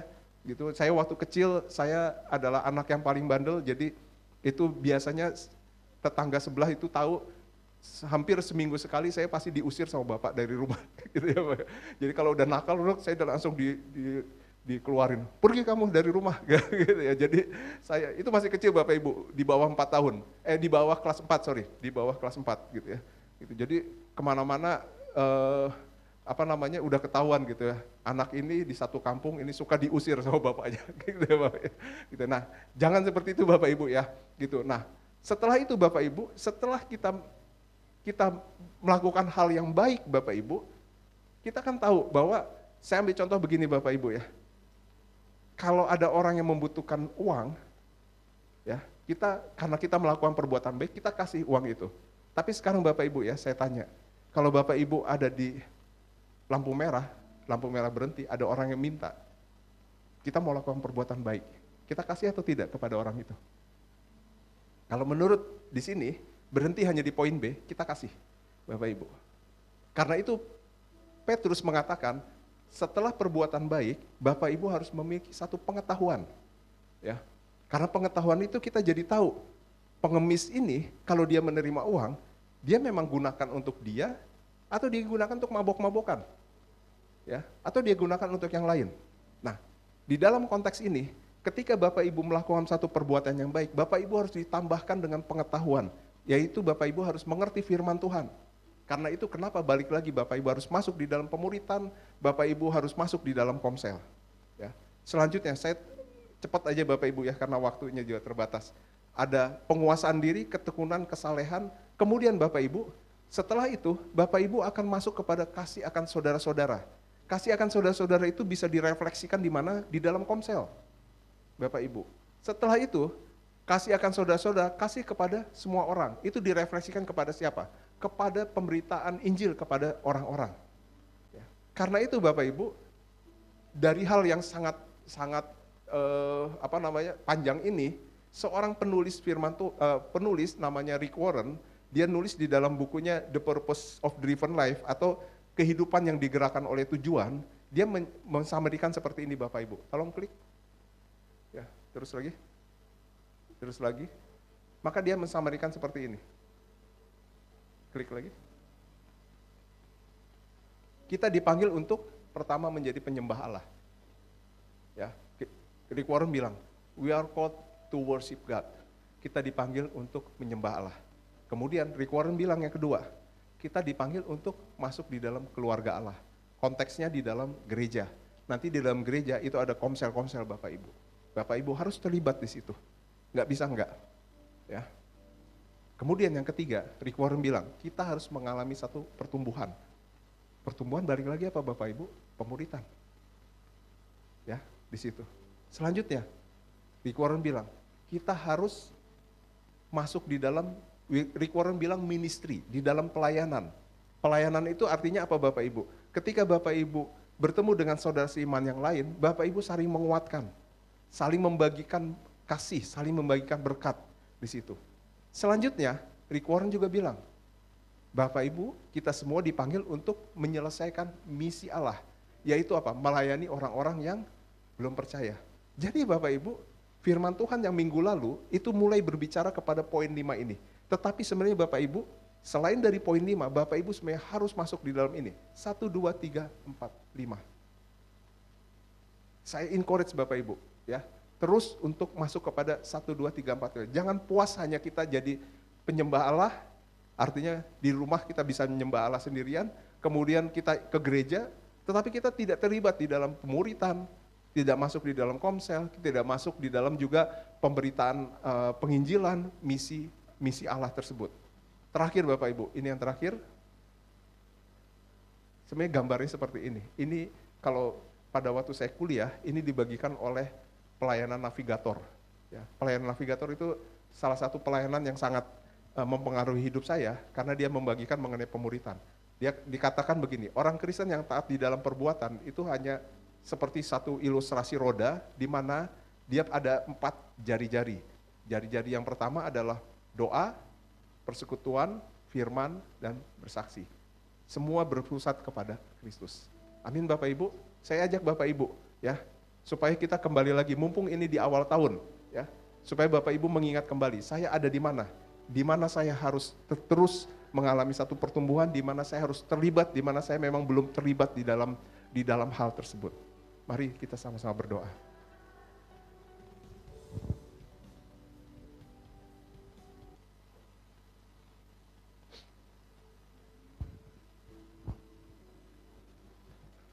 Kami berdoa Bapa di dalam nama Tuhan kami Yesus Kristus. Hidup kami Tuhan, ketika kami sudah lahir baru, kami tahu Tuhan, kami berpindah dari gelap kepada terangnya yang ajaib. Dan di situ Tuhan, Maka kami tahu ketika kami masuk kepada terangnya yang ajaib, kami tidak hanya saja menjadi orang yang mengalami kelahiran baru. Kami tidak saja hanya mengalami orang yang mengalami Kristus, iman kami kepada Kristus, tapi kami tahu kami harus terus berjalan Tuhan. Kami harus terus mengalami satu pertumbuhan. Minggu lalu dikatakan, salah satu pertumbuhan adalah bagaimana kita memiliki hati Kristus, di mana kami harus memiliki hati Injil, di mana kami harus menceritakan Kristus kepada orang-orang lain. Di luar dari itu Tuhan, kami tahu Tuhan bahwa kami juga Tuhan harus diperkaya oleh firman Tuhan. Kami juga Tuhan harus terlibat Tuhan di dalam pelayanan dengan rekan-rekan yang lain Tuhan. Kami harus belajar memperhatikan rekan-rekan yang lain juga. Dan juga Tuhan kami harus mengerti firman Tuhan. Kami berdoa Bapa di dalam nama Tuhan kami Yesus Kristus. Hidupkanlah Tuhan. Supaya kami Tuhan mengalami Kristus setiap saat Tuhan. Kami tahu Tuhan ada jemaat di Tesalonika yang walaupun mereka Tuhan di dalam penindasan Tuhan, mereka terus Tuhan mengalami pertumbuhan di dalam Kristus. Kami berdoa Bapa di dalam nama Tuhan kami Yesus Kristus. Biarlah Tuhan hidup kami terus Tuhan mengalami satu pertumbuhan Tuhan. Mengalami satu pertumbuhan. Firman Tuhan dikatakan di dalam Amsal 31 ayat 25 dikatakan bahwa ia tertawa tentang hari depan. Kami berdoa Tuhan, gerejamu Tuhan, gerejamu pengantin mempelai wanita itu Tuhan tertawa mengenai hari depan Tuhan. Kami berdoa Bapa, mari Bapa, hidupkanlah itu di dalam diri kami Tuhan. Nyatakanlah itu di dalam diri kami. Terima kasih Tuhan.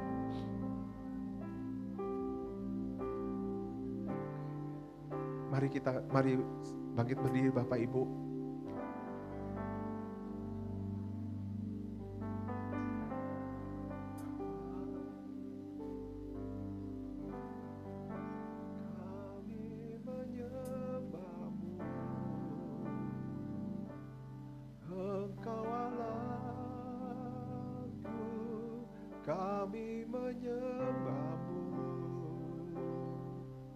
Yesus Tuhan, hidup kami Tuhan, bagi Engkau saja diri kami Tuhan, hanya bagimu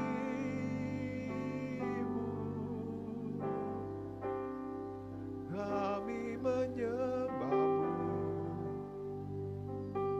Kami menyembahmu, mulia namamu. Kami menyembahmu.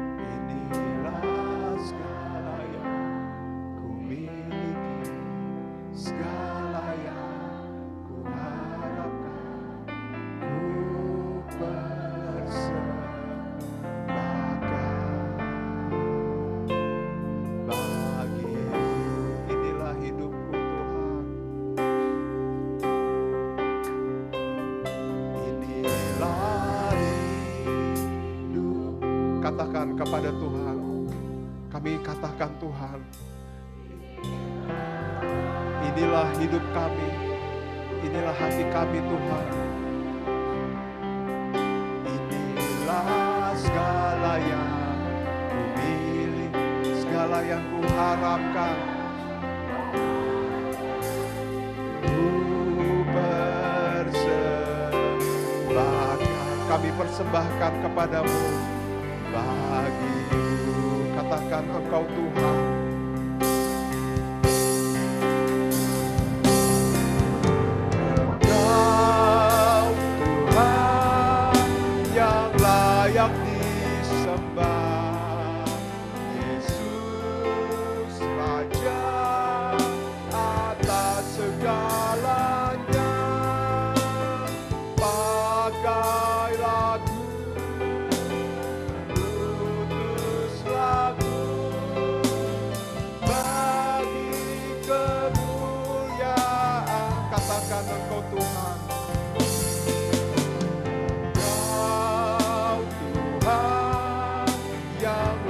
layak disembah.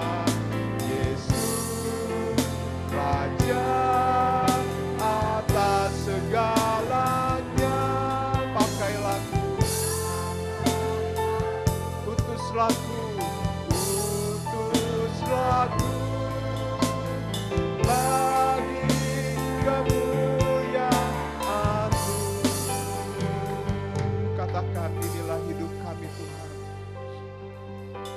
Inilah hidupku. Inilah hatiku. Inilah segala yang ku miliki, segala yang ku harapkan, ku persembahkan bagimu. Inilah hidup kami Tuhan, inilah diri kami Tuhan. Kami yang telah ditebus Tuhan, dari gelap kepada terangnya yang ajaib. Kami berdoa Tuhan, hidup kami Tuhan, terus Tuhan berjalan menurut kemuliaan-Mu. Karena itu kami berdoa di dalam nama Tuhan kami Yesus Kristus, supaya Tuhan setiap jemaat di sini Tuhan, setiap yang mendengarkan firman ini, mengalami pertumbuhan yang benar Tuhan di hadapan Engkau. Mereka masuk di dalam persekutuan, di dalam komsel, dan mereka masuk di dalam pemuritan Tuhan. Supaya mereka mengerti panggilan Allah yang benar, panggilan Allah, firman Allah yang benar. Mereka merenungkan firman Tuhan. Kami berdoa Tuhan, kami juga menjadi orang-orang yang menyelidiki firman-Mu Tuhan. Sehingga kami tahu Tuhan, ada panggilan Allah yang luar biasa yang dinyatakan melalui firman-Mu Tuhan. Dan kami berdoa Bapa di dalam nama Tuhan kami Yesus Kristus. Kami menjadi orang-orang yang mulai bergerak Tuhan. Kami melihat orang-orang lain Tuhan, kami melihat rekan-rekan kami Tuhan, orang-orang Kristen Tuhan, orang-orang yang ada di gereja ini Tuhan, bagaimana mereka membutuhkan kasih-Mu Tuhan, bagaimana mereka perlu Tuhan mengalami dilayani Tuhan. Kami berdoa Tuhan, itu Tuhan untuk membuat kami Tuhan bisa mengerti isi hati-Mu. Dan ketika kami mengalami itu terus Tuhan, kami tahu Tuhan bahwa hati ini Tuhan semakin bergelora Tuhan untuk menyatakan kasih Kristus kepada setiap orang Tuhan. Bukakan Tuhan supaya kami juga bisa bertemu Tuhan dengan orang-orang lain Tuhan. Orang-orang lain Tuhan untuk kami bisa ceritakan mengenai Kristus. Untuk kami bisa sampaikan mengenai kabar baik Injil kebenaran Kristus. Satu kabar baik, satu kabar yang membuat orang-orang mengalami Tuhan kelepasan, mengalami kesembuhan, mengalami pemulihan Tuhan. Karena itu kami berdoa Bapa di dalam nama Tuhan kami Yesus Kristus. Terus Tuhan gairahkan diri kami Tuhan. Terima kasih Bapa, terima kasih buat anugerah-Mu Tuhan. Sekali lagi Bapa, biarlah firman-Mu itu Tuhan, firman itu Tuhan semakin tertanam Tuhan di dalam diri kami Tuhan. Dan kami terus bergerak Tuhan untuk mengasihi dan melayani-Mu Tuhan. Terima kasih Bapa, di dalam nama Tuhan kami Yesus Kristus kami sudah berdoa dan mengucap syukur. Amin.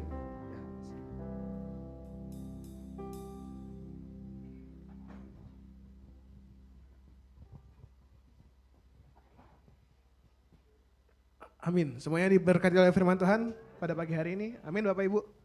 Amin. Kita mau mendengarkan pengumuman pada pagi hari ini.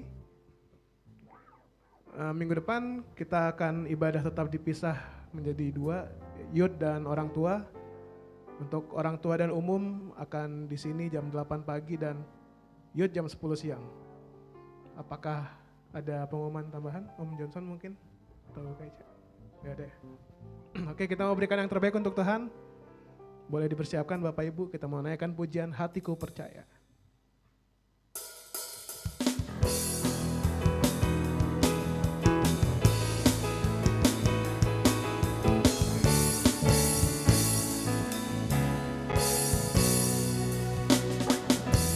Tuhanlah kekuatan dan mazmurku, ya gunung batu dan keselamatanku. Hanya padamu hatiku percaya, Kaulah menara kota. Katakan Tuhanlah kekuatan, Tuhanlah kekuatan dan mazmurku, Dia gunung batu dan keselamatanku. Hanya padamu hatiku percaya, Kaulah menara. Saya undang kita semua bangkit berdiri. Ku mau selalu bersyukur buat cintamu padaku. Takkan pernah hatiku percaya, walau bumi bergoncang, gunung-gunung beranjak, namun kasih setiamu tak pergi dariku.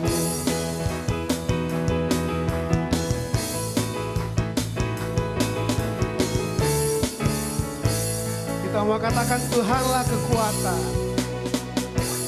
Tuhanlah kekuatan dan mazmurku, Dia gunung batu dan keselamatanku. Hanya padamu hatiku percaya, Kaulah menara dan kota perlindungan. Ku mau selalu bersyukur buat cintamu padaku, takkan pernah berubah. Hatiku percaya, walau bumi bergoncang, gunung-gunung beranjak, namun kasih setiamu. Katakan ku mau selalu bersyukur, ku mau bersyukur buat cintamu takkan pernah berubah. Hatiku percaya, walau bumi bergoncang, gunung-gunung beranjak, namun kasih setiamu.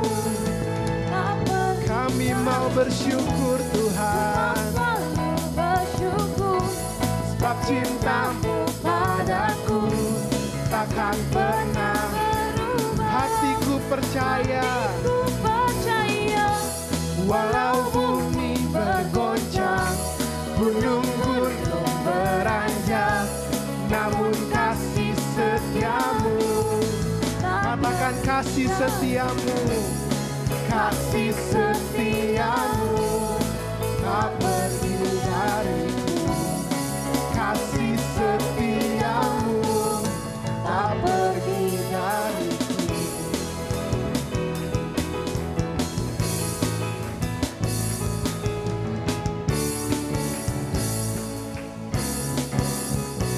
Amin Tuhan, kasih setiamu tetap untuk selamanya. Yesus Tuhan, biar hidup kami Tuhan menjadi hidup yang selalu memuliakan-Mu Tuhan. Hidup yang selalu seturut dengan firman-Mu Tuhan Yesus. Hidup yang dengar-dengaran akan firman-Mu Tuhan Yesus. Yesus Tuhan, kami mau menyembah-Mu. Kami mau tinggikan Engkau. Kita mau katakan menyembah-Mu, menyembah-Mu Tuhan dan Rajaku, memuji-Mu Yesus kekasih jiwaku, mengikuti-Mu seumur hidupku. Di hadirat-Mu menyembah-Mu Tuhan dan Rajaku, memuji-Mu Yesus kekasih jiwaku, mengikuti-Mu seumur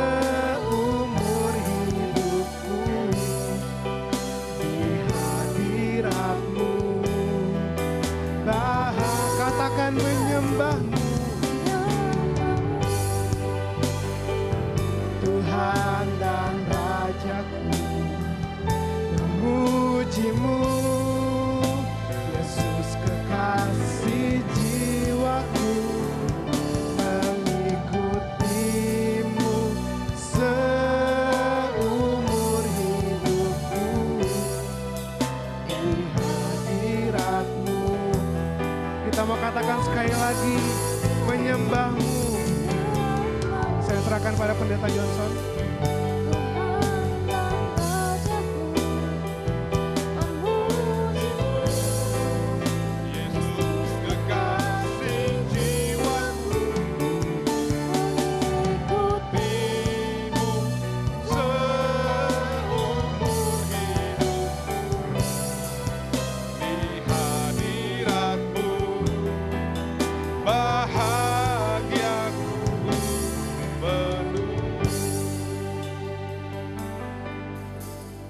Paulus mengatakan bahwa setelah mendengar pemberitaan Injil jemaat Tesalonika, dikatakan demikian, dan kamu telah menjadi penurut kami dan penurut Tuhan dalam penindasan yang berat. Kamu telah menerima firman itu dengan sukacita yang dikerjakan oleh Roh Kudus, sehingga kamu telah menjadi teladan untuk semua orang yang percaya di wilayah Makedonia dan Akhaya. Karena dari antara kamu firman Tuhan bergema bukan hanya di Makedonia dan Akhaya saja, tetapi di semua tempat telah tersiar kabar tentang imanmu. Bapak Ibu sekalian, kita semua telah mendengar pemberitaan Injil, pemberitaan mengenai keselamatan. Sekarang mari kita teladani apa yang dilakukan oleh Tesalonika, jemaat Tesalonika, bahwa kita harus menjadi penurut daripada Tuhan dan menjadi teladan, sehingga lewat hidup kita dikatakan di sini tersiar kabar yang baik. Banyak orang datang kepada Tuhan lewat hidup kita. Jadi kita jangan stop hanya mendengar pemberitaan Injil, tapi kita harus terus mengelola hidup kita, percaya kepada Allah, menjadi penurut, menjadi teladan, dan lewat hidup kita nama Tuhan makin disebarkan, bergema kemana-mana. Bapa di surga, itulah keinginan kami Tuhan. Kami tidak mau stop hanya mendengar firman-Mu Tuhan, hanya menerima Injil-Mu Tuhan. Kami mau terus dibentuk, kami mau terus bertumbuh Tuhan. Kami mau terus Tuhan di dalam Engkau. Sehingga lewat hidup kami Tuhan, banyak kesaksian, banyak teladan, dan yang pasti Tuhan, nama-Mu makin mengema kemana-mana Tuhan. Karena tersiar Tuhan, lewat kelakuan kami, lewat kesaksian hidup kami. Bapa di surga, terima kasih Tuhan. Terima kasih kalau kami boleh beribadah pada pagi hari ini Tuhan. Kami berdoa dalam nama Tuhan Yesus. Setiap firman yang dibagikan tidak akan lalu begitu saja. Itu akan menghasilkan buah-buah Tuhan Yesus. Kami percaya Tuhan. Kami percaya itu Tuhan dalam hidup kami. Teruslah berkuasa atas hidup kami Tuhan. Oh Tuhan. Sebentar kami mengakhiri ibadah ini Tuhan. Tapi Kau tidak selesai begitu saja dengan hidup kami Tuhan. Kami mau Tuhan menjadi teladan-Mu Tuhan. Oh dimanapun kami berada Tuhan. Sehingga lewat hidup kami Tuhan, nama-Mu makin dimuliakan. Nama-Mu tersiar kemana-mana Tuhan Yesus. Oh terima kasih Bapa, terima kasih.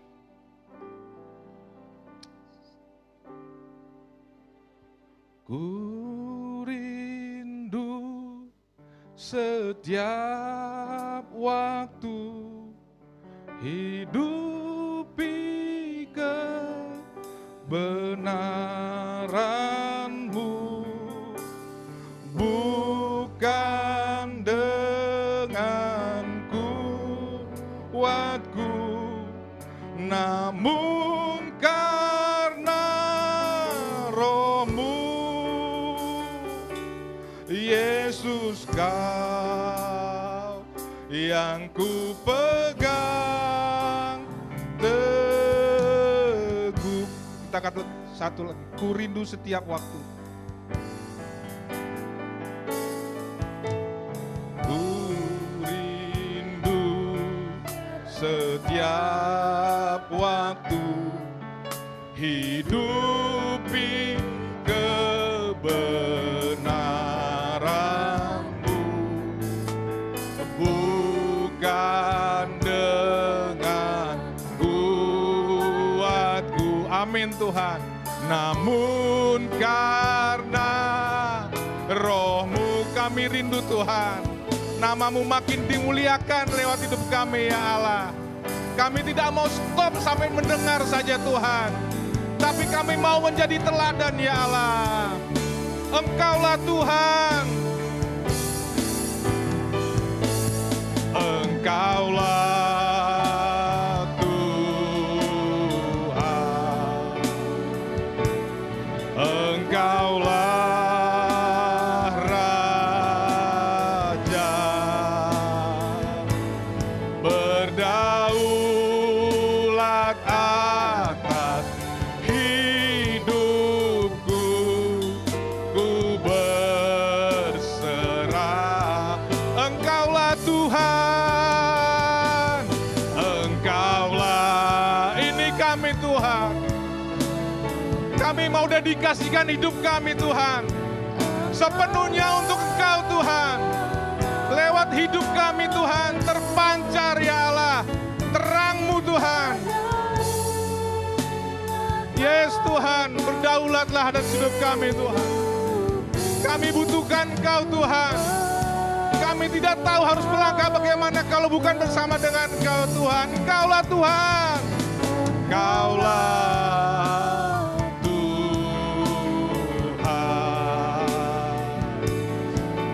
Engkaulah Raja. Berdaulat atas hidupku. Ku berserah penuh. Berdaulat. Berdaulat atas hidupku.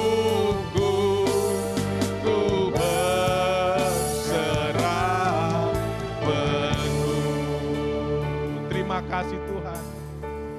Kalau sudah ada kesempatan bagi kami Tuhan untuk mendengar Injil-Mu, tapi kami tidak mau stop di situ Tuhan. Kami mau Tuhan menjadi bagian yang mengerjakan keselamatan kami itu Tuhan. Kami tidak mau stop di situ saja Tuhan. Kami terus Tuhan sampai nama-Mu tersiar bergaung kemana-mana ya Allah. Terima kasih, terima kasih. Inilah hidup kami. Pakai kami Tuhan. Semua dari kami. Tidak ada yang tua, tidak ada yang muda Tuhan.